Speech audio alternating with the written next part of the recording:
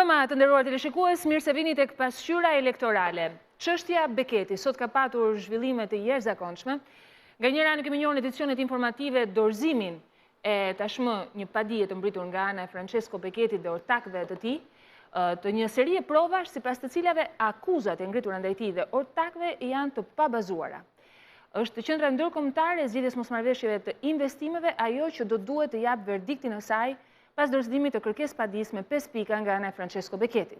Ndërkohë vetëm para pak minutash në emisionin Çathu të Semir Kodrës dhe Gentian Zenilit është publikuar ai që ne kemi pakzuar për gjatë gjithë ditës si një lajm bomb, krejt i papritur, se çfarë ka ndodhur, ju ftoj ta ndiqni tani.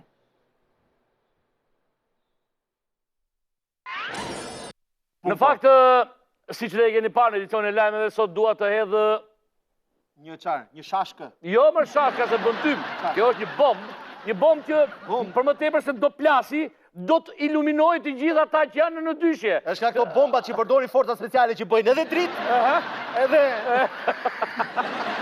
Pra, mi nderuar, ngjelemi ka i detajt të cilët sot gjithë njerëzit janë përpara Agonçenit, përpara emisionit Çathu për të marrë informacione se për çfarë bëhet fjalë. Ta marrim me radhë. Një nga pikat ku prokuroria mbështet dyshimet e saj të forta, dyshimet e saj, sigurisht edhe policia e shtetit, është një gjyq që është zhvilluar në gjykatën e arbitrazhit tu në Tiranë, midis Energy dhe Kalivaç. Aty prokuroria dyshon që janë përdorur faktura të falsifikuara dhe janë pastruara miliona euro, pra janë pastruar, më thënë, kalimi nga kjo te kjo. Është ajo akuza për falsifikim dokumentesh. Bravo, dhe pastrim parash, më thënë, shumë të konsiderueshme eurosh. Dyshimet që ka prokuroria, po ashtu dhe policia e shtetit, bukur. Në fakt, gjyqi është zhvilluar në arbitrazh dhe është mbyllur me ka fituar kompania Energy. Energy e cila ka pas përfaqësues Mauro De Rencis, ndërsa tjetra Francesco Beketin. Pasi prokuroria pa që kishte dyshime për këto, kanë nxjerrë tashmë 2 urdhë arresti që dihen, kombëtare, janë me karton të kuq për Mauro De Rencis dhe Francesco Beketin. Unë dua sot t'ju tregoj, domethënë, se cila ka qenë avokate e kësaj firme që ka fituar gjyqin, që sipas prokurorisë ka falsifikuar dokumentat dhe që ka pastruar milionat e eurove. E cila sigurisht ka pull të kuqe edhe kjo për të është edhe kjo. Okej.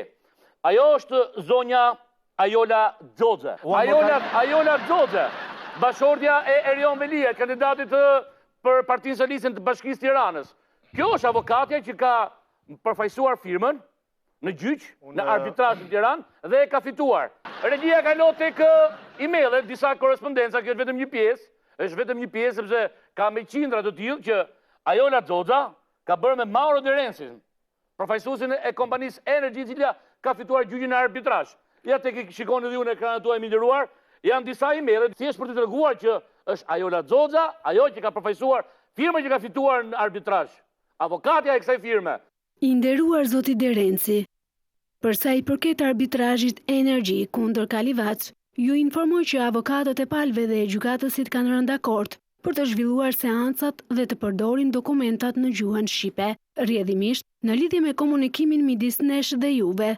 Kështu pra, edhe dokumentacioni që do të paraqitet në gjykatën e arbitrazhit, ju lutem të na komunikoni, nëse në vazhdim doni që gjithçka të përkthehet në italisht, vetëm për juve. Ju informoj gjithsesi që kemi marrë sot përgjigje për kërkesën tonë për arbitrazh në gjuhën shqipe, duke mbetur në dispozicionin tuaj për çdo pyetje ose informacion të nevojshëm në këtë rast.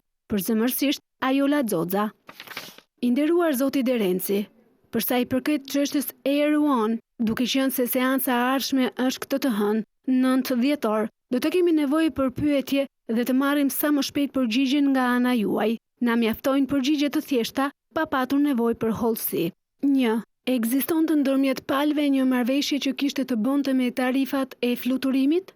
Nëse ekzistonte, cilat ishin kushtet e kësaj marrëveshjeje? 2. Si llogaritej shuma që paguhej për çdo fluturim, vetëm për minuta fluturimi, orë efektive, a llogariteshin edhe minutat e pritjes? 3. Si komunikohej për të rezervuar avionin? 4. Kushtet e marrëveshjes të përdorura nga palët janë të zakonshme. Energy përfitonte kushte të privilegjuara apo ishin ato të çdo lloj fluturimi tjetër të rezervuar në të njëjtën mënyrë? Ju falenderoj shumë për asistencën tuaj. Përzemërsisht, Ajola Xhoxha. Pra, është Ajola Xhoxha. Kush është ajo që unë dua të pyes sonte? Dua të pyes Prokurorinë e Tiranës dhe Policinë e Shtetit. Kanë nxjerrë 2 urdhra arresti për Mauro Terenci dhe Francesco Begetin. Nuk kam dëgjuar për Ajola Zotën të ketë një urdhër arresti, sepse është ajo avokatja që ka paraqitur në shtet fatura falso dhe ka qenë ajo pjesë e pastrimit të këtyre parave. Ose pyetja tjetër që dua të ngrej, në fakt këtë duhet ta ngrej për transparencë, për hir të vërtetës, atë që ka Francesco Begeta ka bërë këtu një vit përpara. A është rritur nga prokuroria Ajola Zoza për të marrë një informacion tepër të saktë dhe më të detajuar, sepse është avokati që ka përfaqësuar firmën fituese për të pyetur rreth këtyre veprimeve në gjyq, më thënë rreth këtyre dokumenteve. Atëherë automatikisht del kjo përgjigjja ime, kupton? Që e gjitha kjo, zotëritë e prokurorisë dhe të policisë nuk mundën ta thrasin Ajolën. Ndoshta për shkak se është gruaja e Erion Veliet, ose ndoshta edhe për një arsye tjetër shumë të fortë, që këtu gjithçka është në rregull. Por atë që ka thot prokuroria dhe policia është një sajes, është një montaturë politike për të luftuar Agon Qenën dhe Francesco Begetin për interesat e tyre klanore, kupton? Nderuar teleshikues, kjo ishte deklarata bombë e cila u bë sot në emisionin Çathu, faktet janë aty kokfort. Ne do ta analizojmë jo vetëm këtë çështje, por natyrisht edhe të tjera të ndodhura përgjatë ditës. Paralelisht me këtë program, në televizionin kombëtar Klan zhvillohet programi Opinioni i gazetarit Blendi Fevziu. Tema e shtruar është çështja Beketi, pastrim parash apo hakmarrje politike. Në faqen online është hapur edhe një sondazh i hapur për publikun, në cilin shprehen opinionet e tij. Të ftuarit janë të shumtë, ne do të ndjekim paralelisht edhe këtë program për të parë atë që po diskutohet realisht, atë që do dalë si konkluzion edhe nga sondazhi i hapur, ndërsa në studio me mua, si çdo mbrëmje, Fatos Lubonja, Andi Betja, është bashkuar zonja Indira Bushati, ish kryetare e AMAS, juriste, avokate e njohur, faleminderit, dhe pas pak do të vi Gens Pollo, deputeti i Partisë Demokratike. Po e nis Lubonja më një herë me ty, vetëm një opinion shumë të shkurtër për atë që dëgjove nga programi Çathu. Çfarë ndjesie la? Ndjesia është e qartë, argumenti që bën vetë humoristët, që këtu ose s'ka gjë, dhe Ajola Zoze ka bërë punën normal, si çdo avokat, ose ka selektivitet në kuptimin që lën jashtë avokaten në një proces falsifikimi kur ajo duhet të jetë kryesorja, kupton? Është gjithmonë hapur çështja, por mua më duket se gjithnjë më shumë sa më shumë kalojnë ditët, dalin gabime të rënda të prokurorisë. Zonja Bushati, ju jeni avokate, juriste. Në këtë çështje, e cila tashmë është në duart e prokurorisë shqiptare, rezulton se një nga objektet e hetimit, që është një gjyq midis 2 kompanive, avokate e njërës prej tyre ka qenë Ajola Zoza. Cili është roli avokatit në këtë proces dhe në procesin tjetër, më të rëndësishëm, atë të prokurorisë ndaj Francesco Beketit, në çfarë cilësie do të ishte sot Ajola Zoza përballë procesit? Tani unë dëshiroj të përgjigjem pyetjes që i bët zotit Lubonja. Çfarë shije ju la? Mu më vjen në mendje vetëm një fjalë. Diletantizëm. Nga ana e kujt? Nga ana e të gjithë segmenteve të shtetit shqiptar, dhe më pas do sjelloj pse është diletantizëm, qoftë nga pikpamja politike, nga aktorët politikë që ndjekin këtë çështje, qoftë nga organi i akuzës. Tani, përsa i përket çështjes nga pikpamja ligjore, ligji shqiptar i 2008-s për parandalimin e pastrimit të parave që rrjedhin nga veprat kriminale ose terrorizmi është i qartë. Noterët, avokatët, bankat, përfaqësuesit ligjor, përmbaruesit, kushdo është i detyruar që në momentin kur ka një marrëdhënie shërbimi biznesi me klientin, nëse vëren që këtu ka motive për të besuar se jemi para pastrimit të parave, është i detyruar, ka detyrim ligjor, që të notifikoj, të njoftoj drejtorinë e pastrimit të parave pranë Ministrisë së Financave. Pra, detyrimi ligjor për përfaqësuesit ligjor, për avokatët, është i qartë, i pastër.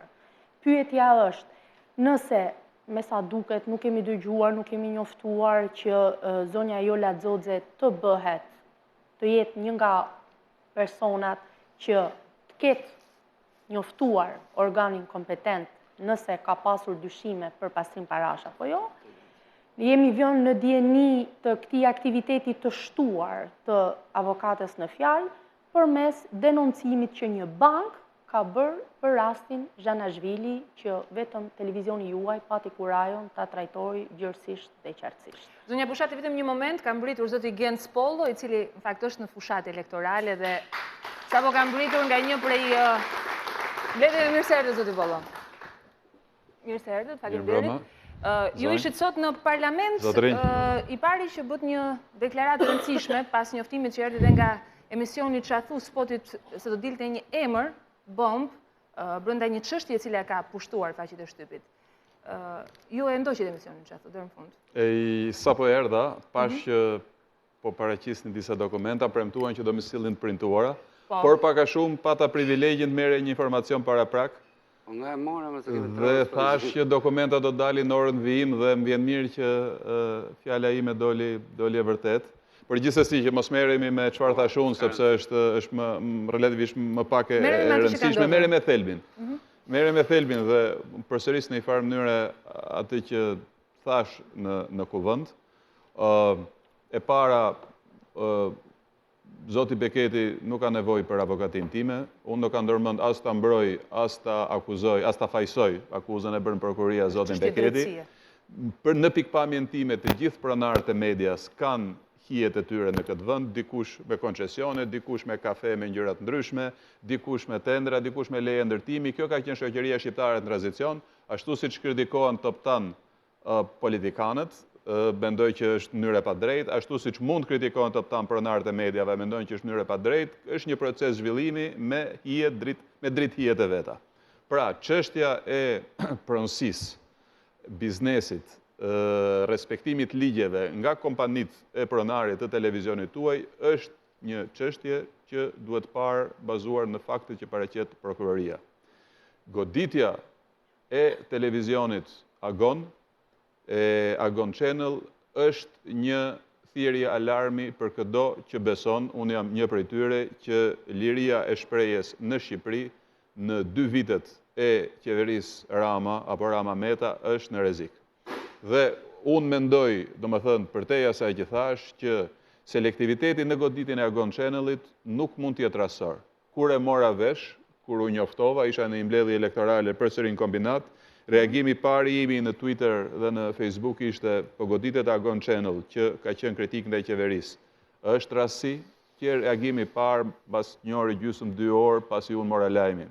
Dhe mëtej duke vjelur informacion, duke pyetur, duke mësuar për këtë ngjarje, mendoj që ose krijoi bindjen që me që Agon Channel për politikat e veta editoriale, nëse këto lidhen me bindjet e drejtuesve të gazetarisë, ju që jeni këtu dhe të tjerë, nëse këto diktohen apo influencohen nga pronarët, kjo është një çështje brendshme e Agon Channelit. Teoria editoriale është... Por, ajo që unë kam vënë re si shikues modest i kanaleve televizive, nuk jam në shikues i pasionuar, është që në shumicën e rasteve, gjërat problematike që embarasojnë qeverinë. Skandalet e ndryshme që diskreditojnë qeveritarët.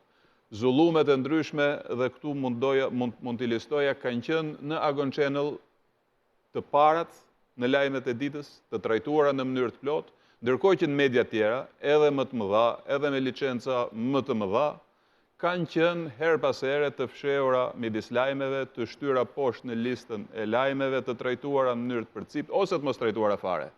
Çka është shqetësuese, tregon kapjen e medias, fjalës lirë nga qeveria. Zoti Rama dhe Zoti Meta kanë një reputacion për këtë, nëse kujtojmë çfarë kanë bërë në fillim të viteve 2000. Agon Channel, për arsye që unë nuk i di, ndoshta shtoja nuk do doja t'i dija në hollësi, nuk është kapur prej tyre, sepse e tillë më rezulton linja editoriale për sa unë shikoj Agon Channel. Ju keni qenë të parët që keni denoncuar me gazetarin investigative letër njoftimet e falsifikuara për t'u keq përdorur për votime. Ju keni qenë të parët që keni denoncuar kapjen e rregullatorit të medias nga një operator quasi monopolist i sektorit. Ju keni qenë të parët që keni denoncuar, më ka thënë Zoti Bejtja, Eksodin, vetëm disa javë më vonë, vetëm të parët që keni denoncuar, dhe pastaj u bë çështje kombëtare, u bë çështje edhe europiane, jo vetëm kombëtare, po hyri në debatin pra dhe skandalet të tjera. Kjo më ka krijuar mua bindjen, mua si Gens Pollo, si qytetar, si deputet, si kryetari Komisionit Medias, nëse doni, që ndër ato të pakta bastionet të pakapura nga oktapodi i madh gjithë përfshirës, thithës, fagocitues Rama Meta, mbeti agon qëllë. Dhe pikërisht ky goditet. Ky është një moment që duhet na bëj gjithë dhe të jemi të ndjeshëm, të vëmendshëm edhe të ngrem zërin, se nuk kemi të bëjmë me një çështje thjesht penale. Ka bërë Beketi Kalivaçin, i ka shitur një kompanie me çmime të shtrenjtë, të themeluar po nga ai, ka patur avokate për të shoqen Erion Velis. Keni dokumentat që kërkuat, këto janë të zbardhura të programit që thu. Mund të ndiqni ndërkohë Bete. Tani, mund të thash edhe dje që pavarësisht se punojnë këtë televizion, nuk është qëllimi im bëhet thjesht të pronar, se nesër mund të ikim në media tjetër, pas nesër një tjetër mund të kthehem prapë këtu. Ajo që desha të them për sa për këtë çfarë thosë është fare e qartë, tha dhe Lubonja, që o është selektive dhe është stisur, o këtu nuk ka asgjë, përderisa nuk është marrë avokata dhe këtë pjesë nuk kemi pse zgjasim. Ajo që desha thosha unë është që edhe në këto qerendit i Genci, çdo shqiptar normal ngre një pyetje. Ky njeriu që ne kemi parë pronarët e medias kur kanë një lë ndërtimi, çfarë bën kryeministri, si shtrihen, si lëpihen. Një njeri që ka ndërmend pastrojnë para në këtë vend, puna parë që është do ta ketë mirë jo vetëm me kryeministrin, do të lëpihet kryeministrit, po të them unë dhe me zyrtarin më të ulët të qeverisë, dhe me zyrtarin më të ulët të bashkisë do lëpihet, se po pastron lek. Atëherë si ka mundësi, po marr një logjik që njerëzit thonë në çdo kafe dhe çdo cep të Tiranës, si ka mundësi? Ky njeri që pastron ka lek i rezisto ka qeverisë, rezisto ka politikanëve, nuk ulet me politikanët, nuk ka dreka me politikanët, nuk rri, nuk i përqafon, nuk i lëpihet. Dhe tjetra që më shqetëson mua janë dy gjëra tjera, thash dhe dje, që kur këta marrin guximin ja bën njeriu kaq të mbrojtur nga ana juridike ndërkombëtare. Dhe me mjetet e domosdoshme. Siç është Beketi. Merr me mend që bën një të qepën një njeriu që nuk e ka këtë mbështetje, po flas, po them klapa juridike ndërkombëtare, çfarë mund të bëjë një pronari më të vogël, shqiptar që është pa lidhje pa gjë. E varrosin në vend. Dhe tjetra e keqja që unë shqetësohem për atë sepse janë lekët tona. Beketi sot bëri qartë që ka marrë avokatin i cili mori Vladimir Putinit me çështën Juko 55 miliardë euro. Do merrem atë. Kush do pagojë këto lek? Unë gjyqin e shoh të mbaruar. Kush do pagojë këto lek? Ne do pagojmë prapë. Shqipëria po dëmtohet, investitorët po largohen, po shtremrohet demokracia, dhe unë po e them përveç këtyre gjithë agenci, kryeministri Rama mund të futur edhe në një lojë të madhe të pisë ndërkombëtare, duke u bërë palë me njërin apo tjetrën palë, dhe kjo është e pashëndetshme për vendin, se nga kjo përplasje do humbet Shqipëria. Dakor, atëherë përpara se të vijojmë, ditën e sotme ka ardhur informacioni i gjithë dokumentacioni i domosdoshëm i cili tregon edhe depozitimin e kërkesë padisë nga Francesco Beketi dhe ortakëve të tij pranë qendrës ndërkombëtare të zgjidhjes mosmarrëveshjeve të investimeve. Ndjekim kronikën dhe kthehemi në studio. Francesco Beketi padit shtetin shqiptar në arbitrazh ndërkombëtar tek ICSID, Qendra ndërkombëtare për zgjidhjen e mosmarrëveshjeve të investimeve. Në dosjen që është depozituar në një nga gjykatat më të rëndësishme të arbitrazhit në botë, renditen 6 paditës: Hydro SRL, Konstruksioni SRL, Francesco Beketi, Mauro De Rencis, Stefania Grigolon dhe Liliana Kondomiti. Përmes provave dhe faktave të mbledhura ndër vite, gjatë kohës kur zoti Beketi nisi investimet e tij në vendin ton, janë përshkruar të gjitha sulmet dhe diskriminimet që janë bërë kompanive ku ai zotëron aksione. Në gjykatën e arbitrazhit, përfaqësuesi ligjor i zotit Beketi do të jetë avokati me famë botërore Filip Pinsol. Ai është një nga emrat më të njohur të juridiksionit ndërkombëtar, me 10 gjyqe të fituar ndër vite, por më i famshëm mes tyre në historinë e gjykatave është ai kundër Rusisë dhe presidentit Vladimir Putin.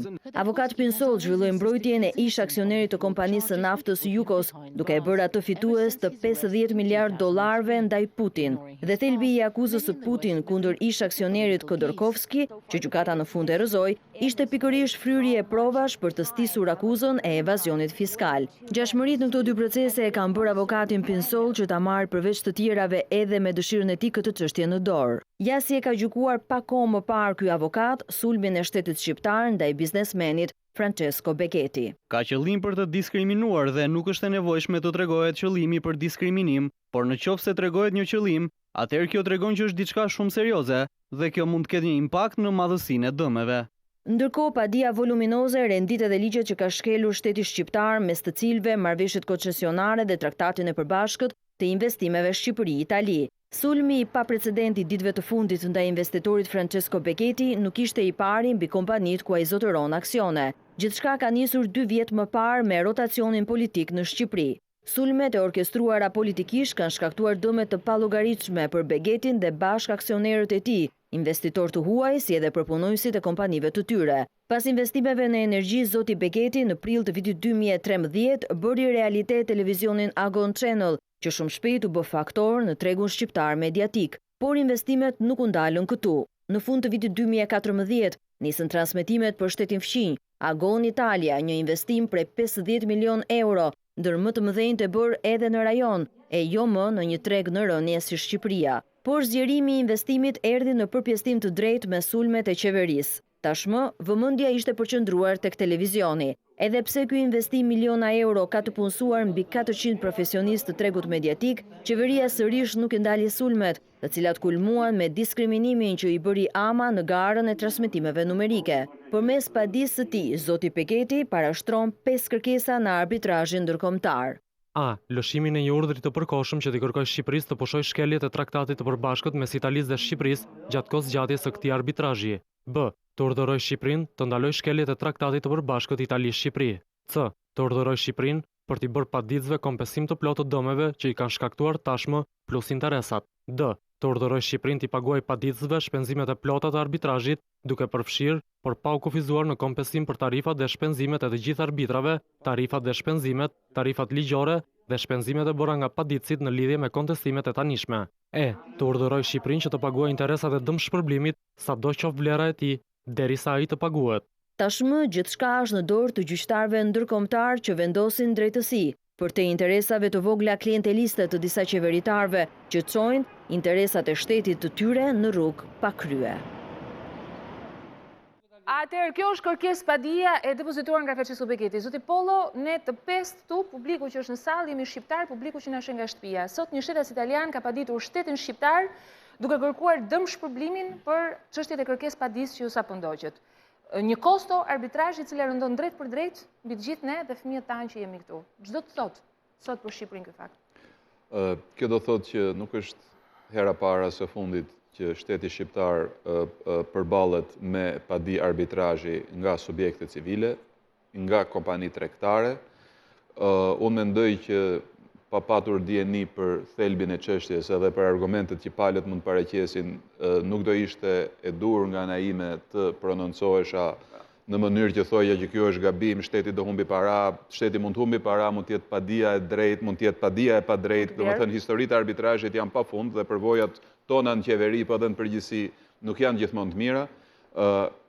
Unë do theksoja problemin, goditjen që i bëhet televizionit Agon Channel. Unë kam qenë, ndoshta jo shpeshherë, po disa herë tek ju, por është detyrë në radhë parë opozitës, do thoja edhe me gjërë çdo qytetari dhe përfaqësuesi politik të ndërgjegjshëm, të garantojë një mjedis politik, kulturor, rregulla ligjore, kuadër rregullator, në mënyrë që media të lulëzojë dhe të ketë përfaqësim të gjitha pikpamjeve. Nëse Edi Rama dhe Ilir Meta, që bën emër në vitin 2000, 2001, 2002, përmes një skeme financiare për të kapur përmes financimit, gjoja në mbështetjet medjes, të tërë burimet mediatike, për t'i lënë opozitës vetëm RD-n dhe ndoshta dhe 55-ën dhe të Vëshiakun, kjo ka qenë koha e atërshme, përsëritet në forma të tjera, përsëritet me veshje moderne, me kravatat interesante, me pretendime europiane, kjo do ishte e njëjta tragjedi e përsëritur si farsë. Dhe unë do përsërisja me insistim, edhe me këmbgulje nëse ju doni, atë që thash pak përpara. Për aq sa unë ndjek televizionet shqiptare, Agon Channel nuk ka qenë i kapur nga rrjetat e Ramës dhe Metës, ka denoncuar shumë nga skandalet e qeverisë, shumë nga problemet e vendit, pa janë nështruar kozmetikës apo vellove që fatkeqësisht ka ndodhur me televizionet të tjera. Dhe për mua në sektorin mediatik, po dhe më gjerë në botën politike, ka qenë një pol i rëndësishëm lirie. Sekuestrimi 60%, siç kam mësuar, nga prokuroria, pra nga shteti shqiptar. Dhe ajo që ndoshta mund të ndodhi, lexova në një portal lajmesh, nuk jam i sigurt nëse është fakt, nëse do konfirmohet zyrtarisht, që duke qenë se indirekt shteti është 60% pronar, mund caktoj një drejtor, Pra, edhe të kemi një RTS nëmër 2, një administrator, kjo do ishte pastaj ekzekutimi final i asaj që nisi me sekuestrimin e 60% të aksioneve. Sepse në qoftë se Rama do dërgoj, kryeministri, qeveria do dërgoj përmes mekanizmave ligjor, kuptohet, përmes agjencive administrative të ngarkuara për këtë punë. Është një drejtor, do kemi një RTS e cila do japi lajmet protokollare, kryeministri, ministri pari, 2, 3, 25 e kështu me radhë. Kjo do ishte një humbje për lirinë në vend. Kur ka probleme të jashtëzakonshme, të cilat opozita ka jo vetëm drejtën, po të detyrën të ngret, ti denoncojnë, por nëse nuk ka platforma për t'i përcjell, ngushtohet liria dhe shtohet putinizmi në këtë vend. Ky është rreziku i madh dhe prandaj duhet çmoja Agon Çenën, jo se Agon Çe, domethënë ka 10 televizione realisht në Shqipëri. Dhe tani nuk është se njëri se tjetri, po Agon Çenën të paktën këtë vit ose një vit e gjysmë ka siguruar për te cilësisë spektaklit, për te vlerës entertainment, për te këtyre të cilat gjykoheshin në një larapsh tjetër. Fakti i të thënit të vërtetave ashtu siç janë, i mos shprehjes së fakteve, i mos shprehjes së dokumenteve që konfirmojnë faktet dhe i qëndrimeve politike në raport me to e përbën, domethënë Agon Çenën e ka bërë veten të jetë një vlerë e qëndrueshme e spektrit mediatik shqiptar. Goditja e saj është këmban alarmi. Por ju është hakmarrje politike.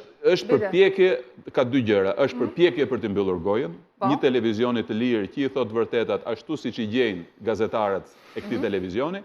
Është dhe hakmarrje politike, kjo mund të shpjegohet ndoshta me raportet personale, edhe me çështjet e tjera midis Edi Ramës edhe zotit Beketi. Mund të jetë edhe kjo. Kjo është një hamendësimi im dhe unë nuk do shkoja përtej kësaj sepse nuk mund, edhe sikur di më shumë, nuk vi këtu për të thënë këtë gjë. Zoti Beketi është aq i pasur, aq i zoti, aq i lidhur sa që gjen avokat shumë më të mirë cilësor se ç'jam unë. Unë vi me një shqetësim tjetër. Avokatët e zotit Beketi në desha të ndaloj tek pa ndaluar tek avokati special që ju keni shpallur sot që lidhet shumë afër me Edi Ramën. Genci është një deputet i opozitës. Dhe prapë shumë i kujdesshëm në këtë rast dhe thotë flasë prokuroria. Sigurisht është çështje drejtësisë. Madje edhe Ilir Meta kur bëhet konferencë sa të presin prokurorinë. Ndërsa kemi një kryeministër që del në Facebook, që akoma s'është dhënë vendimi i gjykatës dhe thotë luftuam hoqën paratë e krimit nga Agoni, paratë e pista nga Agoni. Del në emisione thotë paratë e pista. Ore, nëse del, kjo është një skandal, nuk do më asë vend botës, që kryeministri pa u shpreh gjykata, që shkatroi biznesin, reputacionin një tjetër. Unë kam frikë se Ramën për një gjyq tjetër, akoma më i madh. Pas deklaratës publikuar. Pas deklaratës që duket diku do e fusi kokën.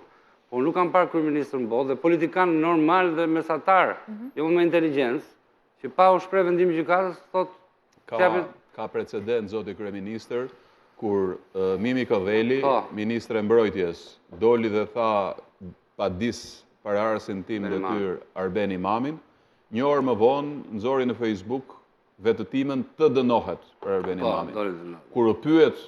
Kur u konfrontua me reagimin, me protestën, tha nuk ishte e imja ma bëri dikush në Facebook. Ky ishte reagimi i Edi Ramës, për të mos thënë përfundimin që Mimi Kovelli atë pa di që me shumë pompozitet e shpalli nga zyra e kryeministrit, muaj më vonë e tërhoqi vetë me dorën e saj. Është interesante të vije 3. Në fakt, këngut deklarimesh për te aktorëve të drejt për drejt, që janë tani prokuroria, gjykata, drejtësia që duhet të thotë veten. Implikim që nga kryeministri i vendit deri aktorë të tjerë, sot në një media është duke u diskutuar pikërisht për këtë çështje dhe mua nga mesazhet që më vijnë nga zbardhja që bëhet, janë gazetarë investigativ të cilët marrin përsipër thonë jo nuk ka pastrim parash, është një kakofoni shumë e madhe në studio ku përpiqen të zbulojnë një skem e cila duhet jetë gjithë në duart e drejtësisë. Tek opinioni i Vendi Ferziut. Atëherë përfshiren gjithë këtyre aktorëve, duke nisur nga kryeministri dhe gjithë të zell të madh mediatik për të shpjeguar një gjë që është në duart e drejtësisë. Si e shihni? Tani, me qenë se kam dhe zotin Polo përballë që merret me mediat, është përgjegjës për mediat, unë nuk e mendoj kaq thjesht këtë çështje, që këtu Agoni po bën oponencë dhe kryeministri po hakmerret. Thjesht sepse po bëhet oponencë dhe po thuhen disa të vërteta. Unë e shikoj pak ndryshe dhe ajo që më shqetëson mua përtej kësaj, pra që është Agoni, është gjithë ky sistem që është ngritur. Pra unë e kam thënë edhe herë tjetër këtu përpara, zoti Polo, mua më shqetëson i gjithë sistemi mediatik që është ngritur në Shqipëri, që është një sistem mediatik që ka tjetërsuar dhe rolin e medias, ku media pra në shumë raste, për të mos thënë në 90% të rasteve, është ngritur nga pronari jo për të thënë vërtetën, po është ngritur nga pronar për të përdorur median o si mjet shantazhi, o si mjet përkraje, dhe është krijuar një fuqi, një lobbying, një fuqi treshe, fuqi mediatike, fuqi ekonomike, fuqi politike në të njëjtat duar. Dhe ajo që thatë juve, që ka realizuar Edi Rama në vitet kur ishte në bashki, u realizua shumë qartë, si që ne ndim. Ministrë Kulturë. Jo, filloj me bashkin, kërësisht, më shumë se Ministrë Kulture. Në trashit e bashkia, për filloj si Ministrë Kulturë. Më lini mua t'ju a them se di më mirë se jam marrë me këtë punë si gazetarë. Ishte, se ka thënë dhe Ilir Meta vetë, politika një pallat një vot, ku të gjithë pronarët e mediave ishin ndërtues. Kryesisht. Në qoftë se donë t'ju a them, kryesisht. Ka pas dhe pak të tjerë që me bizneset pa qarta, që se mund të përdorim në formë eufemike këtë gjë. Dhe të gjithë këta u lidhen me pushtetin, sepse në përmjet ndërtimit pasuroheshin, pra ishte jashtë tregut. Ishtin media jashtë tregut, ndërkohë që në Austri, ku keni studiuar ju e tha dhe Spahiu, ka 3 media, këtu ka kishte 80 media, të cilat nuk funksiononin si pas tregut, po funksiononin si pas presioneve dhe lejeve në të ndërtimit që i merrnin kryetarit bashkisë në asaj kohe, dhe u krijuar pra kjo tradit e mediave deformuara, ku pronarët pastaj filluan të bëjnë dhe privatizime, ca gazetar u bën ndërtues pastaj, ca filloi edhe e kundërta. Ndërtuesit bënin media dhe ca gazetar u bën ndërtues, apo jo, siç e dini mirë, dhe asnjë lloj transparence nuk ka pasur mbi këto politika të mediave në Shqipëri gjatë gjithë këtyre vjetëve. Dhe një nga arsyet e goditjes Agon Channel, unë e shikoj të lidhur jo thjesht pra me politika, se ndoshta audienca Agon Channel nuk e kërcënon aq shumë Edi Ramën, por unë e shikoj në kundërsulmin që bën një sistem i tërë politiko-mediatik dhe financiar ndaj një televizioni që asun nuk marë përsi për të bëj beketit avokatin, se kësi shtatë ka avokat mirë, po një që është anormal në këtë treg, sepse parat e beketit gjithsesi dalin jashtë këtij sistemi, nuk merren me tendera, nuk merren me leje ndërtimi, nuk merren, vinë nga jashtë. Ta thonë janë pastrim parash, ta thonë janë ndershme, le ta provoj gjyqësia. Por ama janë jashtë. Pra është një sistem, është një media anomale në këtë. Dhe mua më rezulton që këtu pra ka dhe konflikte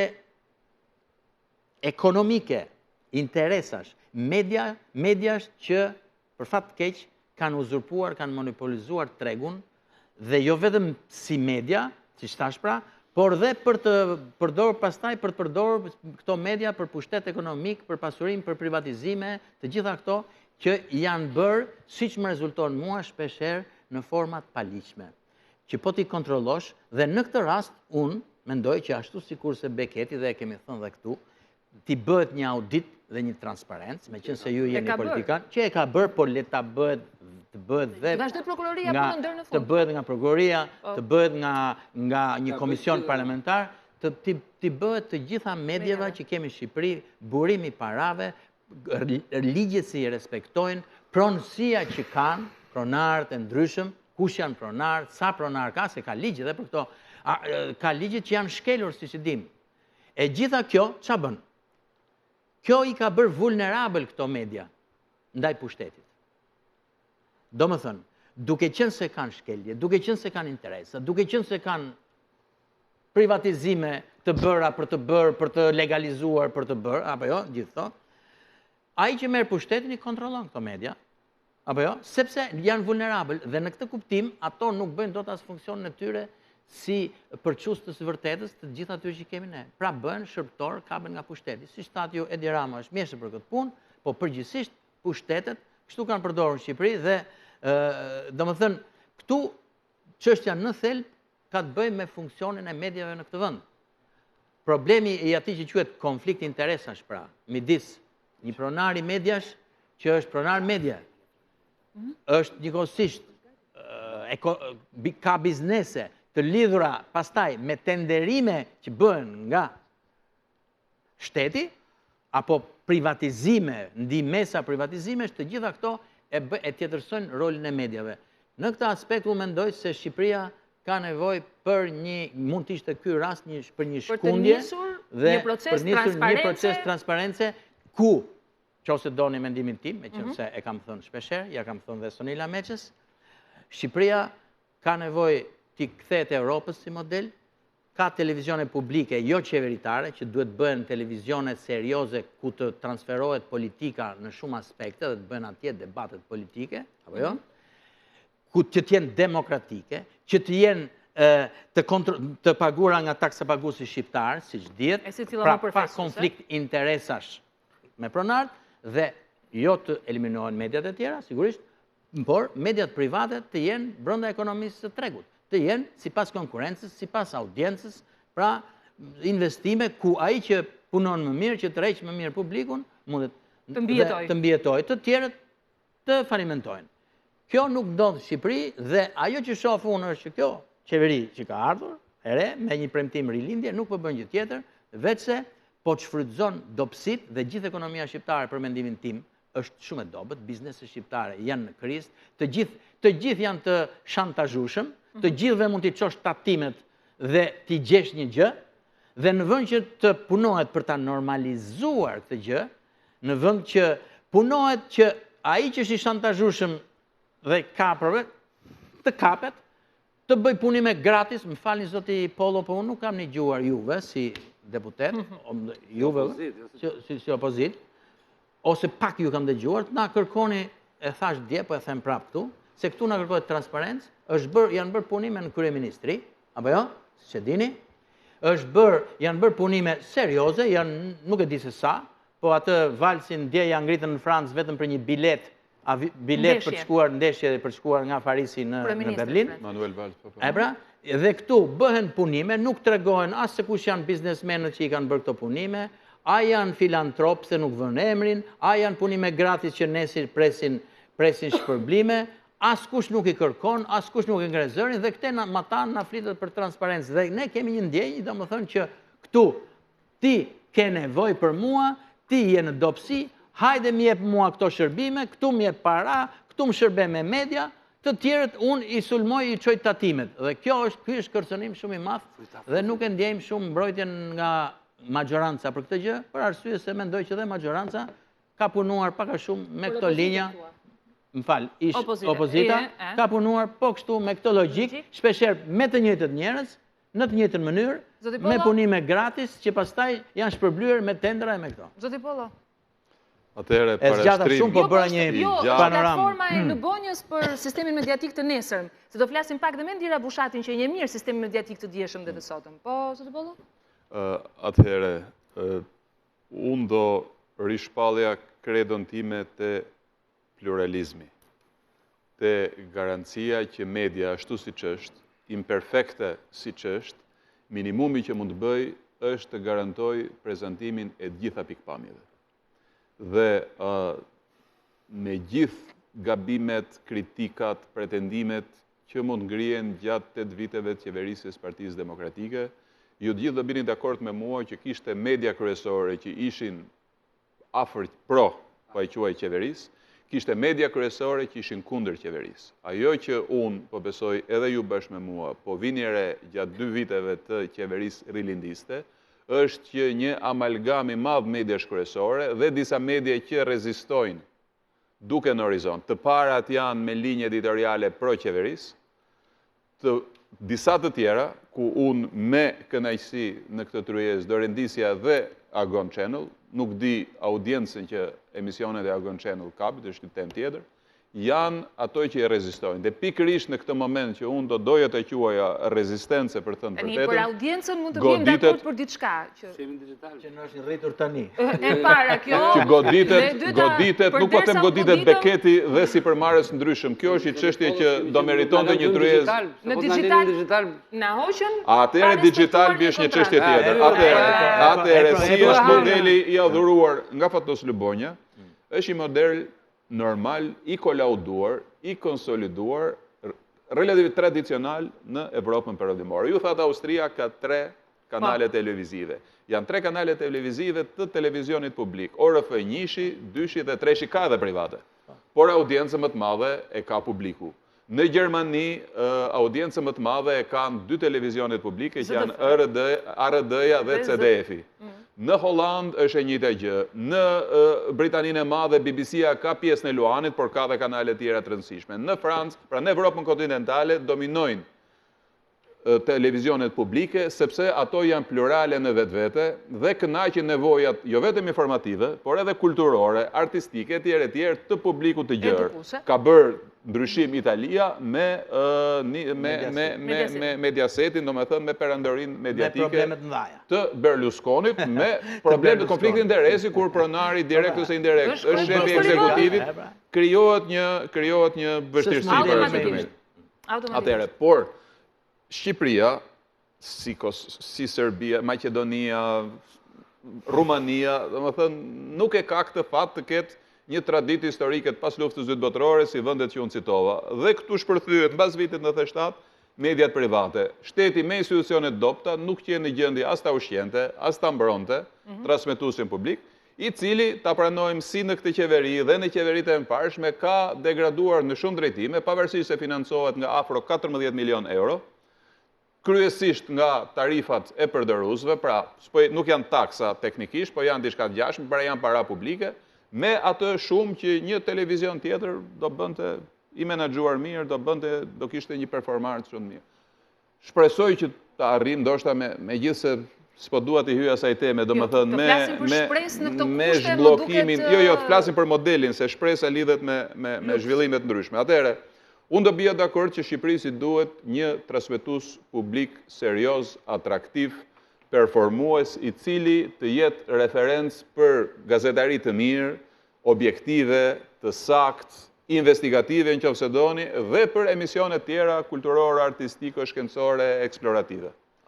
Nuk e kemi akoma, të paktën nga sondazhet që mund t'i quhen besueshëm, TVSH-ja nuk është një nga lojtarët kryesorë, pavarësisht se sinjali i saj për shkak të trashëgimisë teknike shitet gjithandej, me kalimin në transmetimet numerike dhe transmetimet digjitale, mund të ketë ndryshime. Nuk e kemi, zoti Pollo, sepse politika ka luajtur me privatët me ato interesat që thash. Në digital. Çfarë ju themi? Një minutë tani. Atëherë kemi një situatë tjetër, nëse sot kemi 2 platforma digitale, kemi Digitalbin dhe Tringun. Digitalbi i madh, Digitalbi është pronarësh edhe Top Channel-i, edhe kanali tjetër i madh janë të lidhur me interesa të Digitalbi. Dhe kjo bëri që mazhoranca Rama Meta të turret me ligje pa ligje njëri tjetër për të hequr zotin Bushati nga kreu i rregullatorit dhe për të vendosur një njeri të deleguar nga Digitalbi të provueshëm në këtë mënyrë. Jo të thënë nga unë sepse dua ta kritikoj këtë gjë. Agon është hequr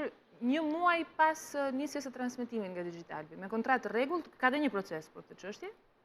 Ore, ju kanë bërë mirë që ju kanë hequr, sepse në qoftë se do ishit tek Digitalbi, do mbyllnit gojën për abuzimin që është bërë me palishmërinë që është bërë me ndrimin e kreut Amas dhe me veprimet që kreu i aktual i emëruar nga Rama Meta tek Ama, po bën se nuk u bë thjesht për të vënë njerin punë. U bë për të ndarë frekuencat e sektorit privat të digitalizimit në mënyrë abuzive. Dhe me që abuzive është fjalë e përgjithshme, në mënyrë monopolistike, në mënyrë që e njëjta kompani të marrë të 3 brezat kombëtar dhe madje duke shkelur strategjinë dhe rregullat e tjera ka shtuar edhe 2 breza rajonal, 5 frekuenca. 5 frekuenca Ama e kapur e Digitalbit do që t'ia japi të 5-ta Digitalbit duke përjashtuar nga gara operatorë të tjerë, të cilët Në qoftë se do futeshin kushtet barabarta, mund ta fitonin, mund mos ta fitonin, po të paktën do ishin në një start barabar, do ishte do ishte një garë e hapur. Beauty contesti është garë me rregulla të caktuara. Ligji, të jemi korrekt, ligji parashikon të drejtën e operatorëve historik, që të jenë të parët që të futen në garë, por mënyra se si e ka bërë, edhe unë e kam denoncuar këtu e një muaj, mënyra se si e ka bërë Kreu Jamës, është e tillë që ta marri vetëm një pronar. Duan ndryshojnë dhe ligjin bile, që ato kufizime që ligji vendos për pronësi në mënyrë që mos kemi koncentrim. Energjike që mos kemi koncentrim në këtë pikë dhe kanë përshtypjen dhe jo vetëm. Dhe jo vetëm. Po kur flasin ndërkombëtarët, dëgjojmë ne, ç'të bëjmë? Na mbyllen veshët kur flasin aktorët e brendshëm. Po zoti Pollo. Po pra, dhe ky është problemi tani, të kthehesh për mëkatet e shkuara, pse TVSH-ja, RTS-ja u trajtua jo dhe aq mirë njërin tjetrin në qeverinë e shkuar, apo në qeverinë para saj, apo para, ne mund të bëjmë një litani. Zoti Pollo, e kemi këtu zonjën Bushati, një listë të madhe gabimesh. Problemi është si dhe unë do përfundoj sepse Fatos Lubonja ngriti çështje të rëndësishme. Cila është rrugdalja? Të kritikosh të tashmen, të kritikosh Ramën edhe Metën, të kritikosh mazhorancën tonë dhe qeverinë tonë, të kritikosh qeveritë që para 2005-s, është shumë e kollajshme. Problemi është të japësh zgjidhje problemeve që janë të akumuluara. Rruga është e vështirë dhe kalon përmes një vullnetit përbashkët për të bërë diçka të mirë për vendin dhe jo për të shfrytzuar pushtetin për të arritur avantazhe imediate. Nëse mazhoranca do edhe RTS-n të vërë një drejtor, duke gjetur edhe votat e opozitës, duke e joshur në një mënyrë caktuar, për njeri që nuk e ka ndërmend ta bëjë. Ka nisur ky proces? Dini diçka? Ka nisur joshja pranë opozitës? Nuk do e thoja këtë, sepse nëse ata nuk duan që RTS-n, dhe këtu tani gjykojeni ju, unë ndoshta më duhet për detyrimet e fushatës të largohet, nëse Edi Rama apo Meta, nëse Ilir Meta nuk di sa rol ka në këtë çështje, po nëse Rama, mazhoranca që mos ta personalizojmë për te asaj që pranohet, ka vullnetin, ka vizionin, ka dëshirën që Shqipërinë ta pajisi me një TVSH europiane. E ka se ka, nuk po japun përgjigje. Letja lëm provave. A e ka dhe Partia Demokratike njërën tjetërën, a e ka në ata po, pra sepse janë aq të lidhur. Digital, ju e dini, e ka fanellën. Po për fat, shiko, unë nuk do ishte të dilja mesator në dorë dhe të godisja Digitalbin dhe Tringun e njërën tjetërën, sepse në fundit, ashtu si dhe Agon Channel, janë produkte të investimeve të caktuara, pavarësisht origjinës parave që është debat pafund, por kanë arritur një avantazh profesional dhe teknologjik të mirë. Çështja është që këta operator të luajnë sipas rregullave, dhe rregullat janë ndershme, ose të jenë europiane, sepse kështu me një fjalë kemi thënë të gjitha. Dhe ka një kuadër ligjor rregullator që ne me votat tona e kemi marrë nga praktikat më të mira europiane.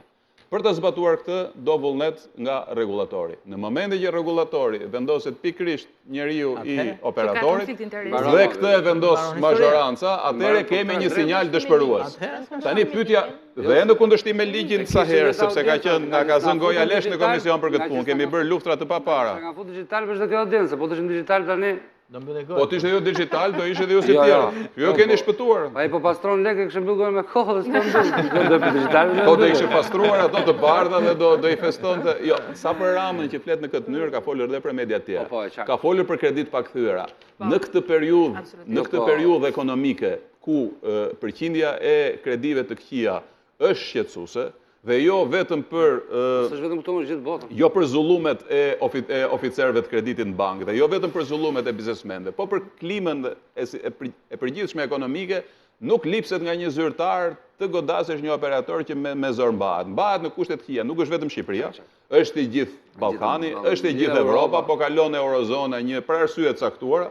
Tani, qeveria ose shteti, në qoftë se mund të ndihmojë, qoftë dhe me fjalë të mirë, në qoftë se ata shkelin, në qoftë se ka prova që shkelin ligjin, padyshim ata që duhet ta zbatojnë ligjin duhet merren me këtë punë. Por të flasësh vetëm se të ka kritikuar një media, që pronari i saj ka borxhe pa kthyer, kur borxhe mund të kenë ata që të lëpinë të shoqërosin për ditë, mund të kenë edhe borxhe të tjera më të mëdha me bankat. Është një selektivitet që nuk i rekomandohet një ofiqari, aq më pak një kryeministri. Dhe të ndalojmë të çështja, do me thënë të thuash që janë parat e pista, kur përfaqësuesja ligjore që duhet kishte dieni nuk di prokuroria, unë kam, edhe do lexoj dhe një herë me vëm, do më thënë, kur e shoqja e atij që ke vënë për kandidat PS-s për Tiranën, që nga avokate që duhet ta dinte, atëherë po themi që ndoshta Rama di diçka. Po se ç'është kjo, ne nuk e dim, sepse edhe unë jam kurioz di ky Beketi, origjinë e parave ka të pastër apo të papastër, dhe kjo është, po të kesh të dhënat, është e verifikueshme. Gazeta shqiptare dje kishte botuar krejt akt akuzën e paraqitur në gjykatë, dhe aty me sa kuptoj unë nuk provohet, nëse ka asa në mend prokuroria ta dim, por aty ka të bëj me konflikt midis subjekteve private njëra me tjetrën, midis shitje që mund të jetë rregull ose e pa rregullt midis subjekteve private, por janë dy të tilla dhe nuk është një palshtet, as nuk provohet që vijnë nga vjedhja e bankës, nga trafiku i narkotikut e tjetrën, por janë blerje dhe shitje dhe marrëdhënie ortakësh të cilat i kanë çuar ata konflikt, dhe ky konflikt nuk e zgjidh as qeveria, as prokuroria, ky konflikt zgjidhet në gjykata. Qofshin në gjykatat e vendit, qofshin në arbitrazhe njëri tjetër. Është e rëndësishme për të thënë. Dhe doni të thoni të tëra njerëz, po na shpërndani. Jemi pak më të fokusuar. Unë nuk e di nëse keni të nevojshme, ju më thatë në orën 22 keni një mbledhje. Edhe duhet nxitoj edhe të respektoj dhe rregullat e trafikut. Atëherë më duhet ju falenderoj. Jam mirënjohëse që ishit në studion e Agon Channel. Ndërkohë, ju thash që paralelisht zhvillohet një tjetër program, opinion, hakmarrje politike. Po. Zoti Pollo? Me këto që dalin, them që nga audienca juaj, qofse 30% e votonin Erion Velin, mund të kenë zbritur 20-15. Mund ta supozoj. Pas kemi audiencë. Jo, nga zonjat e zotrinj pranishëm sallë. Dakor.